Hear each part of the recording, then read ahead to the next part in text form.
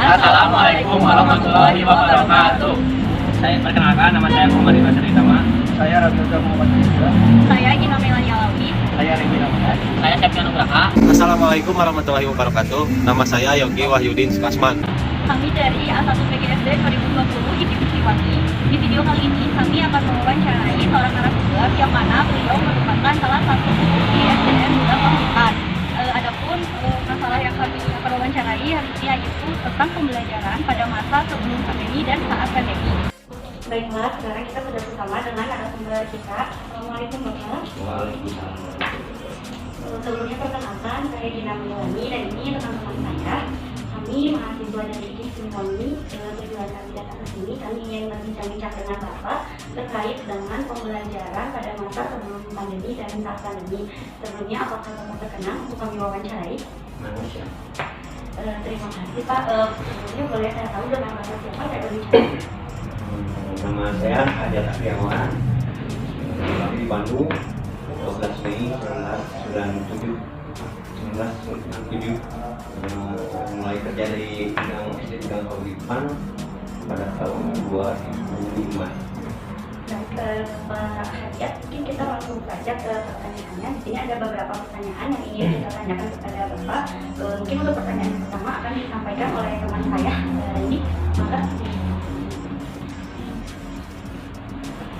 Untuk pertanyaan pertama, Pak, bagaimana sih pelaksanaan pembelajaran di SD Bidang Kaulipan pada sebelum pandemi maupun pada saat pandeminya? Jadi waktu kita mengalami pandemi kurang lebih mungkin 2 tahun ya, 2 tahun lebih bahkan. Nah, waktu sebelum dan sesudah sangat apa ya, signifikan sekali pembelajaran. Yang mengakibatkannya itu kita selama 2 tahun di bidang Kaulipan itu pelaksanaannya ada metodenya ada 2 yang ujung dengan modul pembelajarannya.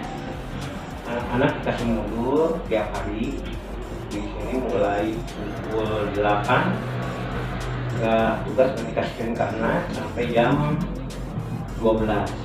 Setelah itu kita mengadakan jarum ujung. Jadi satu kelas itu dibagi menjadi beberapa kelompok. Satu kelompok masing-masing orang. Jadi kita dari pihak guru langsung ke tempat anak, di mana kita udah direncanakan dulu sama orang tua apakah di tempat tersebut ada sarana untuk pembelajaran untuk satu orang. Nah, setelah kami berbicara dengan orang tua, dengan bapak-bapak di sana, ada yang kebagian di masjid, di rumah, nah kita yang ke sana. Misalkan untuk hari Senin jam 8 sampai jam 9 10 orang di tempat misalkan di Andir. Udah itu dari Andir pindah lagi ke RW 14 gitu. Jadi kebagian 1 jam dari hari Senin sampai hari Sabtu. Mungkin itu untuk pertanyaan yang pertama.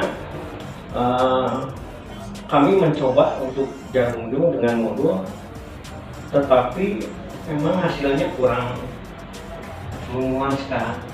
Kenapa kurang memuaskan? Karena kan kita tidak langsung tatap muka. Sampai sekarang kemarin aja kelas 4 kelihatannya kebetulan mengajar kelas 4. Dia kelas 4 tapi untuk pemikiran, untuk memberikan pendapat itu sama dengan kelas 2. Udah di tempat kelas 4 nih, padahal pemikirannya masih di kelas 2. Jadi kami sangat ekstra sekali di dalam memberikan pembelajaran, sehingga kami mengambil kesimpulan alternatif waktu itu sesudah pandemi mengadakan les setiap hari Sabtu. Kebetulan hari Sabtu kan tidak ada pembelajaran dari Senin sampai Jumat. Nah, dari hari Sabtu saya bagi 2 kelompok. Satu kelompok dari jam setengah 8 sampai jam 10, kelompok 2 jam 10 sampai jam 12. Alhamdulillah dengan adanya les,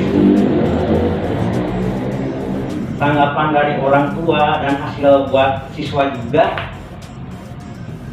yang tadinya pandemi itu ya ketutuplah sama itu. Alhamdulillah yang tadinya dari perkalian aja masih susah, perkalian kadang-kadang sampai 1 sampai 4 juga susah. Alhamdulillah kemarin dengan diadakannya les, kita pendekatan, terus metodenya apa nih yang sesuai dengan anak. Kita coba-coba, alhamdulillah sedikit demi sedikit sekarang udah berhasil. Mungkin itu. Terima kasih ya Pak untuk jawabannya.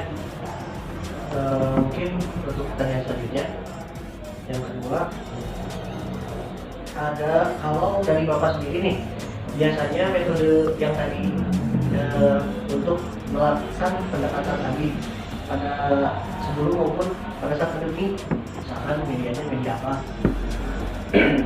Nah, untuk mungkin kalau waktu sebelum pandemi metodenya atau medianya biasa kita gunakan media audio visual ya. Yang pertama kita mengasihkan audio, setelah itu media visual, terus kita naik lagi ke audio visual. Untuk metodenya yaitu mungkin sebelum pandemi kami setiap di kelas dilaksanakan untuk pemberian ceramah dan tanya jawab. Itu yang sering, ceramah, tanya jawab sama kerja kelompok. Jadi anak-anak mencari mencari masalah, dan masalah itu sendiri bisa dipecahkan sama anak itu sendiri. Jadi anak mencari dari mana nih. Sementara kan dari pihak guru biarkan anak mencari masalah di dalam pembelajaran tersebut dan bisa mencari jawabannya. Nah, dimana kita sebagai guru, sebagai fasilitator juga ya, jadi tinggal mengarahkan. Waktu belum pandemi, kalau lagi pandemi ya itu pakai modul dan jarum ujung. Pertanyaan selanjutnya mungkin akan disampaikan oleh Abdulza.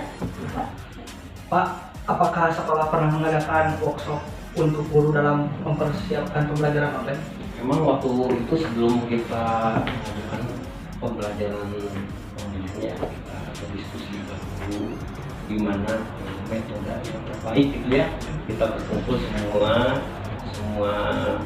guru beserta staf menentukan sehingga menghasilkan tadinya yang jarum itu kan ide dari KBB, terus yang jarum sama modul dari KBB. Kita juga ada metode tersendiri yaitu selain dibagi per kelompok, kita juga suka mendatangi rumah siswa tersebut dalam dari Senin sampai Sabtu.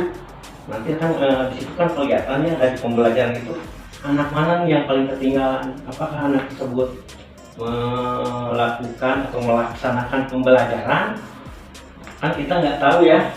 Nanti dari hasil kita evaluasi, dari evaluasi kita coba evaluasi, kita mendatangi anak tersebut. Nah, dari evaluasi yang pertama kita ke rumah dievaluasi lagi, apakah betul ini evaluasi hasil dari anak itu sendiri atau bantuan dari orang tua atau dikerjakan sama orang tua. Baik Pak, terima kasih Pak. Pertanyaan selanjutnya akan disampaikan oleh Setia. Baik Pak, untuk pertanyaan selanjutnya mungkin dalam melaksanakan pembelajaran online, adakah kesulitan atau hambatan yang Bapak alami dan bagaimana cara Bapak dalam menghadapi hambatan? Nah, waktu pertama waktu pandemi sekarang itu banyak sekali kesulitannya, apalagi di daerah Gudang Kahuyupan itu kan kebanyakannya ekonominya menengah ke bawah, dimana kita pembelajaran secara online itu yang satu tidak punya HP, yang punya HP tidak punya kuota ya, sehingga setelah 1 minggu 2 minggu kita diskusi lagi untuk jalan keluarnya bagaimana supaya siswa dari satu kelas itu ikut semua.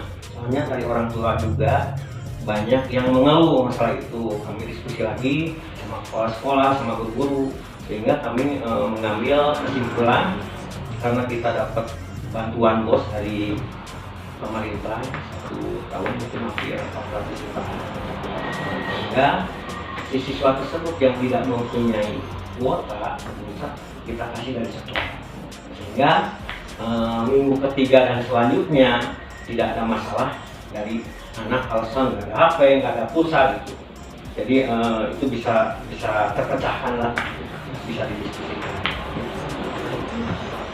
Yang selanjutnya disampaikan oleh Ridwan. Terus Pak, untuk kelebihan dan kekurangan dalam pembelajaran, menurut Bapak apa saja kelebihan dan kekurangan pembelajaran sebelum pandemi sama setelah pandemi? Kalau sebelum pandemi sebetulnya kekurangan pembelajaran bukan tidak ada, yang mungkin minim lah di apa ya, paling tidak lebih dari 15%. Ya, sehingga kita kan pembelajaran full dari jam 8 dari jam 7 sebelum pandemi sampai jam 2 kan anak belajar cukuplah waktunya gitu ya.